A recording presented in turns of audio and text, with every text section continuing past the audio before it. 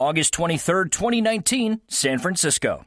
The Sales Development Conference, the third annual conference focused and dedicated 100% to sales development. Join over 500 of the most influential sales development leaders in our industry for a full day of learning, networking, and growing your skills. This year, we're offering 3 learning tracks focused on sales development leadership, rep training, and our newest track dedicated to sales and marketing operations. Grab your tickets today before it sells out over at tenbound.com/conference. That's tenbound.com/conference. See you August 23rd. Hello, everybody. Welcome to a new program that we are just starting, actually. This is the inaugural program. This is the Sales Development Mastermind call-in show with your host, David Dulany, speaking on the line right now. And I've got my good friend and co-host as well, Mr. Richard Harris, trademarked of Harris Consulting. How are you doing today, sir? I'm good. I am not officially trademarked, which I'm sure we can talk about, but I appreciate the intro. Yeah, definitely. And this is exciting. We already have, now it's 4 or 5 people on the call-in show, and more are stacking up here. This is the first time we've done this, so I'm sure that we're going to have some technical difficulties and some snafus, but I appreciate everyone jumping on. This is a way that we can communicate, and when I talk about a mastermind, it's a blend. If you've ever read a book called Think and Grow Rich, one of the key tenets of that is creating a mastermind of like-minded people who are striving toward similar goals and attempting to improve themselves. And you get into that mastermind and you get out of this whole spiral of like negativity that we have in the world right now. So that's hopefully what we can create here. Sounds good. I'm looking forward to it. Awesome. So Richard, I just want to dive in and start talking to people. So if you're cool with it, we'll grab the first call and just start diving in here. Sounds good. And there's a little delay between when folks speak. So we'll let them, I'll try to keep it so we can hear everything and then make sure that it's coming through clear. And then we'll kind of understand how this whole thing works. So sounds good. As they say in radio, hello caller, you're on the air. Hey, this is David and Richard on the line. I believe this is Chang, if I'm saying it right. It's written here, so hopefully we got your name. How you doing? Hello, caller. Are you still there? Typical of call-in shows. All right, man. Next. Hang up. Yeah, we're 0 for 1 here. 267. Can you hear me? Hey, how you doing? Good. How are you? Good. I didn't know it was in reference to me. I was on mute, and I'm like, I think that's me. They said 267. That's all right. No. How you guys doing? Okay, so that's good. So we're all learning here. So from now on, you guys, I'm going to say your area code in case the number doesn't come, the name doesn't come through. So, what's your name and how you doing today? Good, David. Kirei Zhang. You and I were on LinkedIn this weekend chatting about podcasts, and I said they said I should follow you to look at my career being developed in the SDR sales development world. Oh yeah, man. All right. No, I saw your post on LinkedIn. I just wanted to chime in. I didn't know this was a question, a Q&A type of thing, but I mean, obviously I have some thoughts and a billion questions as always, but yeah, I guess the floor is open for me to ask questions. Yeah, go for it. Please. And say your first name again. I don't think Richard heard your first name. No, Kirei. All right, Kirei, let's go. Yeah, I think one question I had that comes top of mind as I was talking to our VP of marketing earlier today, is there anything that we can do as sales development leaders to help with attribution for more top of the funnel matters? So obviously metrics on our end are pretty straightforward, if you will, but tying that back to whether it's display. So I'm gonna break this down for you. I hate buzzwords. Talk to me. What do you mean when you say top of the funnel attribution? Like, we all kind of get it, but what's that mean in your world? Yeah. Digital display, right? Someone in our target accounts, they were, they served up ads. They saw the ads, they clicked on something, or maybe it's content syndication and they downloaded a white paper. Is there anything else that, we can do on our end as being sales development leaders to help, marketing with attribution further than what we are able to, log in terms of opportunities, MQL to SQL conversion, et cetera, et cetera? The only thing, I'll break it down as simple as I believe, and David chime in, but I honestly think that you need to do everything you can, right? So that means phone calls, emails, LinkedIn connections, Twitter requests, and be direct in your ask, right? Like that's the most important thing is, hey, it looks like you downloaded this. We'd love to talk to you more. When would you like to talk, right? And just leave it open-ended, right? Just let them answer the question, right? Don't go with, hey, can we talk tomorrow? Well, the answer is probably going to be no. Just ask them, when do you want to talk? But the most important thing you can do, I think, is ask for what you want. Stop beating around the bush. Stop following up, checking in, touching base, circling back, as John Barrows has taught all of us, right? Cut that stuff out. It's worthless. The purpose of this email is, the goal of this email, the goal of my conversation, the reason I'm calling is to set a meeting based on your interaction with our content. If assuming you're ready, like that's all you can do at the simplest level. I'm sure there's other people online who could give, some other thoughts and advice, but the thing that where I see the ball being dropped the most is that we're not asking for what we want and we're not being direct enough. That being said, you also, from the sales development side, we need to have a clear path of communication between what sales needs the message to be versus what marketing wants the message to be, right? So, for example, you sort of brought in a couple of buzzwords, and I'm like, dude, don't give me top of the funnel attribution of buzzwords. I hate that stuff. Get marketing to find real pains to talk about, not just buzzwords. And then, more importantly, A/B test it. Maybe I'm wrong. Maybe Richard's idea sounds really good because, he's in sales and he's on board and he's going to fight the fight for us. But I'm also willing to be wrong and say, hey, marketing, run it this way with your buzzwords and run it this way with the words we think are better. And let's see which one works and form that true partnership rather than that finger pointing that often goes back and forth between sales and marketing. So I'll stop there. And I mean, Richard, I think also, the main thrust of the question was like, how do we give credit where credit's due on attribution? And so it's like, the marketing department's doing all kinds of things. The sales development team is doing all kinds of things. Sales is doing all kinds of things. Yeah. And at the end of the day, they want to know, like, how did I affect the pipeline in my department? And I mean, just taking it like one level up from there, it's kind of like, everyone trying to show their work and get credit for what they're doing, which is fine, I guess. But it's like, at the end of the day, I don't know. I think people put a lot of emphasis on attribution. One quick takeaway, though, there's a company called Engagio that's working on, trying to help, really identify attribution as far as what's working and what's not. Because, obviously there's a lot of value that you can get from understanding, where are these leads coming from and how are they converting it.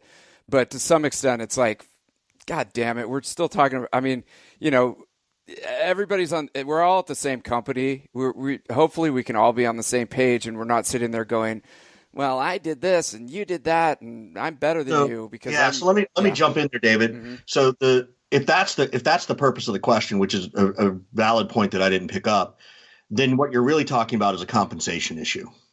It's nothing more than that. Oh. And you've got a CFO making sure that nobody gets double paid. And on the sales development side, and I'll be very direct with this, in sales development, if you're concerned that you're going to overpay your SDR rep who is traditionally just out of college, if you're that concerned about it, you got bigger problems to worry about than that level of money, because that's not the problem, right? People need to realize that, look, all the sales reps, all the sales teams, all the marketing people, we're actually all there to help make millionaires for about 5 or 6 people. Right. That's ultimately the goal. And don't believe anything else. So stop complaining and bitching to me about, oh my God, I don't want to pay that SDR an extra $50 because we're not sure he or she actually did the work as much as marketing. If that's the argument you're having, then you've got a bad culture problem, in my opinion. Yeah. And one thing, just practically, dude, if you guys are not doing this, we always recommend that you use the opportunity object in Salesforce from the get-go. And so, at least you can trace back the activity to the opportunity. Yep. And so you've got a creation date of when the SDR, created the initial meeting. You end up with a lot of $0 opportunities in the in the system that you have to filter out, but at least you can see the work of the SDR all the way through the funnel process versus, in the old days we used to use like calendar events and different, notes. Yeah, I have that set up in my Salesforce on the lead object where I have lead type, which is like webinar, inbound, blah, blah, blah, and then specific lead source. So I can track it from the lead side. And then when I convert it, I have that map over to the opportunity object in Salesforce as well. So, okay. So yeah, I mean, this guy, he's trying to figure out like, how do I, give proper attribution to each part of the business that's putting in effort to create these opportunities and be able to visualize that. So let's go on to the next caller, because otherwise, David, you and I'll talk forever. I know. Cool, man. Thanks for calling in. Thanks. I got Jimmy from Chili Piper here trying to attend the Sales Development College. Nice, dude. Jimmy, 714. What's up? Can you hear me, Jimmy? Hey, I can hear you. How's it going? Hey, it's going well. What's up, man? My sales development manager, Michael Tuso, he just forwarded his email over or this email over about the sales development call-in show. So I was pretty interested in what you guys do, and I was hoping to promote my product if I have a chance. Yeah, man, give us the pitch, man. I'm a happy customer myself, but I probably can't describe it as well as you. What do you guys got? Yeah, so for anyone listening who's in sales, what we do is we developed a simple JavaScript snippet that plugs into your form. And what we do is we allow other companies like SalesLoft and Discover.org, we let their prospects book a meeting or connect instantly with the right sales rep while they're still on your form. So that's what we do in a nutshell. Nice. Okay. Cool. So, there's a big competitor out there. I won't say it. Their initials are L and D, and they do a lot of routing, right?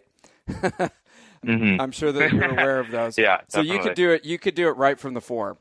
Yeah, exactly. And the differentiator is instead of like a lead enrichment, what we do is we allow them to connect instantly. So while they're still in the form, we can call the prospect and we can call the correct sales rep that's already been round robined off, and then connect them while they're still on your form on a phone call. Here's the deal. Okay, Richard, sure. Tear it up. Yeah, this is my deal, right? Nobody gives a shit what we do. Tell me what pain you solve, right? If you want to talk about what your service does, I will help you rate your pitch. And I will tell you that sounds good, but it's full of marketing buzzwords. What pain do you solve? What pain does, I know Chili Piper. I'm a big fan. I love what you guys do. I'm just pushing back because also otherwise this is going to become a big pitch show and nobody wants to hear that. So tell me what pain. Yeah, definitely. We solve the problem of speed to lead being slow. What does that mean? That sounds buzzwordy. Deeper. So the ability to follow up with the prospect while they're still showing interest rather than trying to get them at a time later. And what pain does it solve to follow up with someone while they're showing interest? I think the pain it solves for marketing people is it helps increase their MQLs. So yeah, but that's for your marketing team. What's it do for your prospect? What's the pain you're solving for your prospect? Being able to follow up with a lead faster and get more sales. But why is that better for your prospect, not for you? That would be better for the prospect, no, because the prospect gets more leads, and that's kind of their from their perspective. job, I got it. That's I didn't people hear we're targeting. Yes. Yeah, exactly. There you go. There you nailed it. There you go. Save time and make more money. Yeah. So. Yeah, exactly. Again, by the way, I'm more than happy for you to say, Richard, I know you're trying to make this interesting, but you're wrong. Like if you've got enough data to support, well, Richard, actually we do it this way and this is what we say and we've A/B tested it and you're wrong and we're right. Go for it. You will not offend me. I'd much rather have controversy than me sounding like a dictator. Got it. So Richard, the calls are dropping like crazy right now because everyone's afraid of you. So this is great. That's good. Let him drop. Sorry about that. That's why. No, dude. This is awesome. That's why I'll promote Chili Piper because Chili Piper's willing to step into the. Let's make it fun, everybody. This is not meant to scare people. It's just meant to be what pain do you solve? And we all need to get better at it. I need to get better at it when I talk about what I do. We need to talk about the pains we solve. Definitely. Jimmy, thanks for calling in, man. Good luck. Yeah, thank you guys. All right, Richard. I'm not gonna. Yeah. I got your text. I'm not gonna go through every step of what I'm doing here. I should get a screener. Who wants to be a screener? If you want to be a screener on the sales development mastermind, shoot me an email. Okay, Josh, 818, outbound sales. Let's talk about it. What do you got? Hey, how's it going, guys? It's going great. How you doing? Doing very well, thank you. Appreciate the time. So, one of the things that we're working to do, we're currently working to kind of iterate our outbound messaging, and kind of the next step in our process is building out a effective buyer personas, and would love to get some feedback and kind of get some insights into what's the best way to build out a buyer persona. How detailed you need to get. How many different buyer personas should you be going after? We're in the world of digital marketing, so we're going after everyone from the CMO all the way down to effectively the affiliate manager, and really want to make sure that the messaging that we're presenting, both during our outbound calls and emails, is really going to dive in and target either a pain point that we're helping solve or an opportunity for growth. So we'd love to get some feedback on building out buyer personas effectively. So my first suggestion is hopefully that the best way to build a buyer persona is talk to your own customers. Tell them that's what you're trying to do, right? Talk to people and say, look, we need, whether it's a customer advisory board or whatever you want to call it. And, you sort of have to do a little bit of a post-mortem on a couple of deals. Have you guys closed anything, or are you still early stage startup at this point? Oh, no, we've closed. Okay. We've closed a number of those. Our kind of, our outbound SDR team is, brand new. We just built it out. Right. So still trying to iterate and figure out the best messaging. Yeah. So marketing should be helping with that to a large extent. The best way to think about it is based on case studies, right? And I say this all the time, and this is part of the answer, but I will give you what you can do at your level, right? It is, in my opinion, that every marketing organization, part of their compensation should be getting public case studies. That's part of marketing's job and customer success's job. That's part of their bonus or their whatever, because without those stories, it's much harder for us to go get new customers. And we'll get pushback from everybody. Well, it's really hard to get our customer to do this, and it's really hard to do this, and it's hard to do this. It's like, well, look, it's really hard for us to just get a customer. So don't complain to a salesperson that you don't know how to go get a customer's case study. Like, that's ridiculous. I just closed this customer. Don't tell me you're afraid to pick up the phone too, right? So that's the high level, energetic Richard way. But at your level, I think you're dead on. Like, I think you need to find one or two of your best personas. One or two of your best verticals, and probably 3 or 4 personas that are engaged in the buying decision based on what your current customers have tracked, right? You sort of have to reverse engineer it a little bit, right? And then you have to figure out which pain did we solve for each of those people, right? Not what do we do for them, but which pain did we solve? And I always sort of look at it as, hey, what pain did we solve for the end user of our service or product? What pain level did we solve for the manager of that end user? And what pain level did we solve for the executive of that manager of that end user?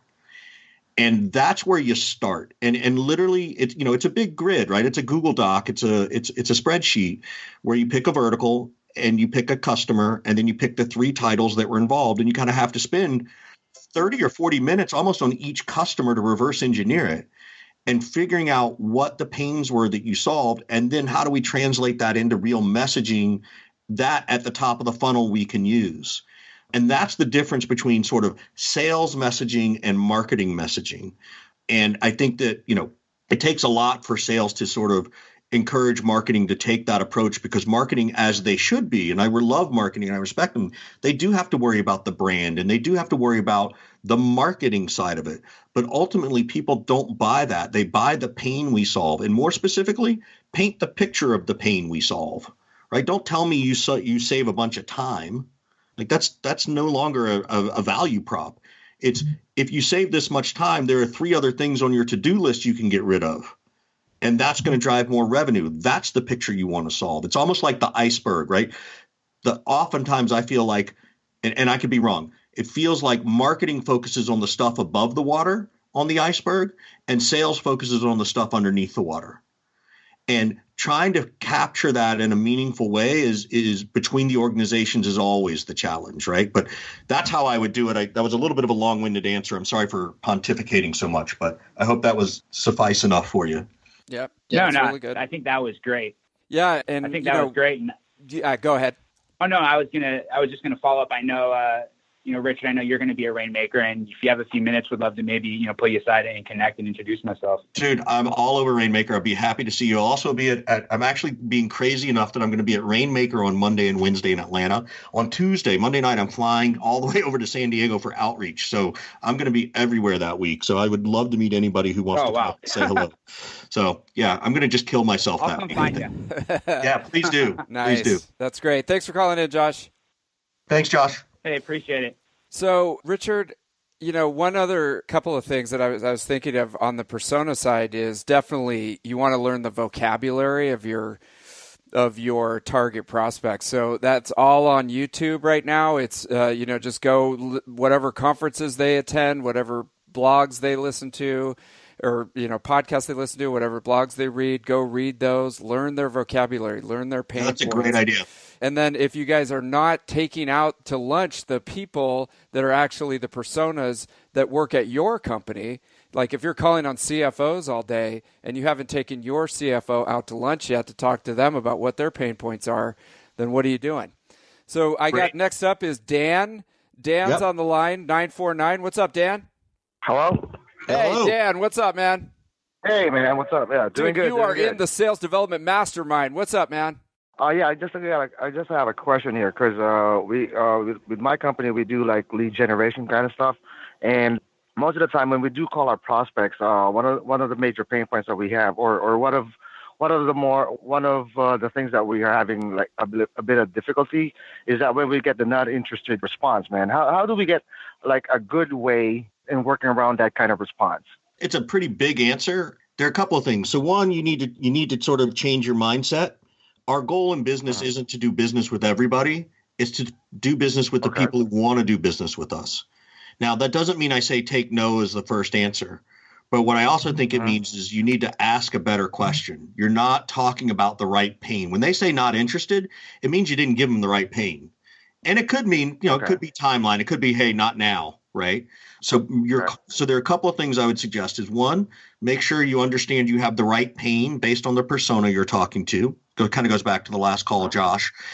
Make sure that your call to action, for me, I like open-ended questions for call to action, right? I like sort of saying, what's the best way to get 15 minutes on your calendar? Who should I speak with this about your organization? How are you currently handling this problem, right? That's one way. A different way, this one's a little bit, this is one that seems to be a little controversial. I also sort of try to do the interview in cold call emails, right? Or cold calls. It's like, hey, David, I'm looking to talk to thought leaders like you about SDRs and improving their skill set. I'd love to interview you and have a couple of questions. Would you be open to that? And it's called the interview technique. And you get on the phone and you ask them all kinds of questions, right? Hey, question. And eventually, just through their natural rule of reciprocity, it's probably going to come up that they're going to say, so what exactly are you guys doing, right? And they're going to say, hey, David, what do you do? Or Richard, what do you guys do? And I was like, oh, well, this is the pain we solve, right? Hold on one second. It's kind of like working my way in. Yeah.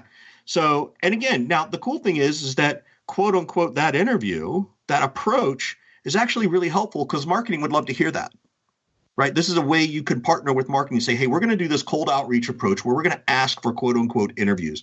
And here are the 4 questions we're going to ask people. And we're going to give marketing that feedback. And we might say to the customer, hey, I'm going to get this over to marketing. We might write a blog post. I hope that's okay. Like, again, it's getting your way in to have a conversation. Okay. All right. So that's a different technique to help you try to avoid that. I don't think it's weird. I don't think it's inappropriate. I don't think you're doing anything dishonest because at the end of that conversation, if you had a good quote unquote interview, you will have gained knowledge that you can use in other conversations. So it's not like, oh, that didn't turn into a sales deal. It's like, dude, we're getting great product knowledge. We're getting great industry knowledge.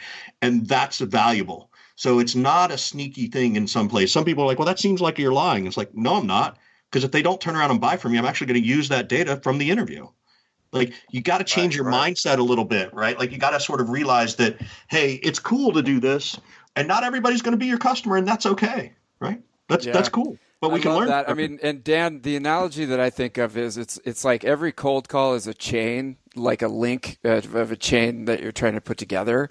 And so you're getting slammed right on the first link of the chain. Like, you can't even get your first sentence out, and they're just like, I'm not interested, right? They're just hanging up. Yeah, that's right. What Richard's saying is, like, if we can be a little bit more subtle and kind of start to link like 5 seconds, 10 seconds, 20 seconds, like the longer that we can keep them on the line, the more, they're going to build some curiosity. And it's like that's a great technique. I also like to say, no matter what kind of objection that you get, just come back and say, hey, that's exactly why I'm calling. Yep. Even no matter what they say, like, I'm not interested, I don't have time, I'm running to a meeting. Hey, that's exactly why I'm calling, because you're trying to get like 5 more seconds so that you can ask them a pain point question, and then, your homework here. That's like one way of buying time, right? You're trying to buy, all you're trying to do on a cold call is buy one more link in the chain of like 5 seconds of time, and try to elongate that every day. And so then you're like, hey man, you can come out of your day, even if you didn't set any appointments, like, I elongated that chain. I got a little bit more time today, and that gives you some progression to feel proud of in your calling versus like, oh man, everybody hung up on me. It was 8 hours of hell, Cool. Okay. Thanks for calling in, man. Yeah, Thanks for calling. That was a great question. Right. Oh, that's so hard, dude. I mean, and I like Trish Bertuzzi says you're trying to make them go from crazy busy to curious, Yep. And that was a great tactic. Richard, we are running up against a half an hour. This has been some great advice. I definitely want to do this again. Me too. I learned some stuff. I'm not going to talk about all the little steps I'm doing. And if anybody calls in to pitch, just know that Richard is listening and he's wanting to hear the value, and he's gonna hold you accountable to the message. So be ready for that. What do you think, Rich? Oh, this is fantastic. I really enjoyed it. I'd love to do it again. I appreciate everybody working through the kinks with us on the first one. Looking forward to doing it again another time. By the way, you're always welcome to connect with me on LinkedIn, ask a question if we didn't get to your call or the technology didn't work. The easiest way to get a hold of me is on LinkedIn, actually. I'll probably pay more attention to LinkedIn than I will my own email account these days, because it feels like, someone sends me a message on LinkedIn. It's like getting a real letter in the mail. I know. They just need to figure out their whole like messaging system, because I feel like I get a lot of great messages, but you can't really organize it and stuff like that. I've had that conversation with product development at LinkedIn too. Yeah. Okay, they're working on it. And you got to follow. Richard has a couple of hashtags. One is shit that my sales manager used to say, and now there's a new trending one. It's shit my mom used to say, which I like that one too. That was only because my mom was visiting this week, and her comment was, I don't know what to tell people when they ask me what you do, but I just know you're successful. And I'm just like, and I thought about it, and I'm like, that's every person I know who works for startups. So there you go. Well, Richard, thanks for being on the show. Thanks everybody for calling in. We'll thanks see you everybody. On the next Thanks, Sales Dave. Development Mastermind. Bye-bye.